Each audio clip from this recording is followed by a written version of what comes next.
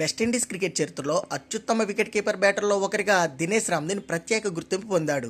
ఆయన తన క్రీడా జీవితాన్ని కేవలం 13 వయసులో ఒక ఫాస్ట్ బౌలర్ గా ప్రారంభించడం విశేషం. అయితే తనలో ఉన్న వికెట్ కీపింగ్ నైపుణ్యాన్ని గుర్తించి ఆ విభాగంపై పూర్తి స్థాయిలో దృష్టి సారించాలని నిర్ణయించుకున్నాడు. ఈ మార్పు ఆయన కెరీర్ ను మలుపు తిప్పడమే కాకుండా వెస్టిండీస్ జట్టుకు సుదీర్ఘకాలం పాటు నమ్మకమైన వికెట్ కీపర్ ను అందించింది. రామ్దిన్ తన అంతర్జాతీయ అరంగేట్రాన్ని 2005లో శ్రీలంకతో జరిగిన టెస్ట్ మ్యాచ్ ద్వారా చేశాడు. చురుకైన కదలికలు, వేగవంతమైన రిఫ్లెక్స్ వికెట్ల వెనక ఆయన చూపించే ప్రతిభ అద్భుతంగా ఉండేది. వెస్టిండీస్ తరపున టెస్ట్ క్రికెట్ లో అత్యధిక వికెట్లు తీసిన వికెట్ కీపర్ లో ఆయన ఒకరు. కేవలం కీపింగ్ కే పరిమితం కాకుండా లోయర్ ఆర్డర్ లో బ్యాటింగ్ దిగి జట్టుకు అవసరమైన కీలక పరుగులు సాధించడంలో కూడా ఆయన దిట్ట.